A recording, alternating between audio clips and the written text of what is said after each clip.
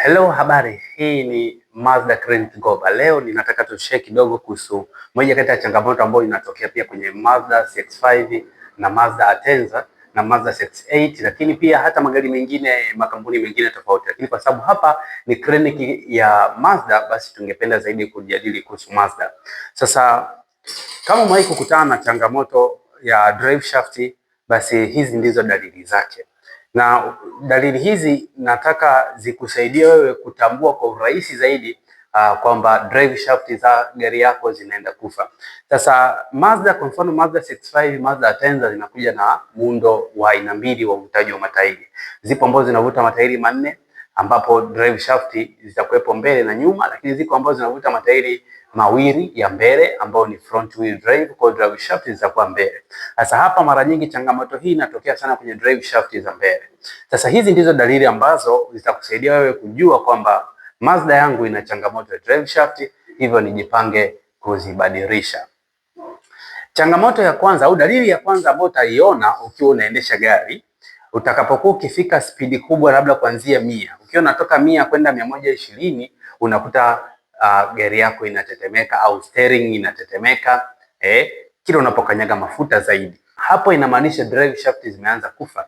Lakini sasa kwa kadri ambavyo zinazidi kufa zaidi, ndivyo ambavyo unajikuta mara ya kwanza ulikuwa unafika spidi 100, sasa hivi unakuta unafika spidi 80, unasikia mtetemeko, lakini mwisho wa siku unakuta tena spidi 60 unasikia mtetemeko, lakini before unakuta ulikuwa usikii mtetemeko kwenye spidi 40, lakini unakuta umefika mahali ukifika spidi 40 unasikia mtetemeko na kuendelea. Kwa hii ni moja kati ya dalili kubwa sana ambayo ukiona ujue kuna changamoto kwenye drive shaft. Dalili ya pili, unasikia kelele mbele. Unapoendesha gari yako, kila unapokanyaga mafuta unasikia kelele mbele, kama mabati au vibati, vichuma vinasagana, vinagusana tairi zinapozunguka, basi ujue pia kuna uwezekano mkubwa sana kwamba hiyo ni dalili ya drive shaft kufa au drive shaft zimechoka. Lakini pia dalili ya tatu ni pale ambapo ukiwa unakata kona, unakusikia pia kelele upande fulani ambao unakuwa unakata kona, au muda mwingine unajikuta unasikia kelele upande zote, lakini pia unakata kona kwa shida sana. Unakata kona kwa shida. Kwa ukiona unakata kona pia kwa shida, basi ujue hiyo ni moja kati ya dalili ya kwamba drive shaft zako zimesumbua. Na dalili ya mwisho kabisa ambayo ni mbaya zaidi, ambayo sitamani mmiliki wa Mazda ufikie, ni gari kushindwa kwenda. Unakuta unapoteza udhibiti ukiwa barabarani. Kwa hiyo unajikuta huwezi kucontrol tena gari yako. Unakanyaga mafuta lakini gari haiendi kokote. Maanake hapo tayari drive shaft zimeshaachia kwenye CV joint. Kwa hiyo hamna tena drive shaft zikifanya kazi.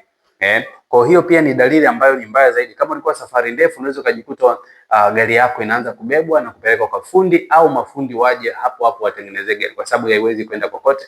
Kwa hiyo ni dalili mbaya. Kwa hiyo mara nyingi ushauri wangu mkubwa, ninashauri watu wengi tukiona hii dalili ya kwanza, hii dalili kubwa sana, muhimu sana kwenye drive shaft kufa. Kwa ukiona dalili ya kwanza imeanza kutokea, basi hiyo dalili hakikisha unaanza kujiandaa mapema na kushughulikia tatizo. Na ukigundua kwamba gari yangu siwezi kwenda spidi labda zaidi ya 80, usisafiri safari ndefu, kwa sababu unaweza ukaumbuka pasipo kujua.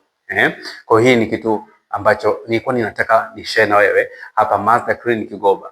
Mahali hapa ni mahali sahihi kwa ajili ya Mazda. Na kama ulikuwa unapata changamoto, ni sehemu gani utafanya service nzuri, service proper kwa kutumia vimiminika, oil genuine na parts genuine, basi Mazda Clinic Goba tunajibu maswali yako yote. So karibu sana.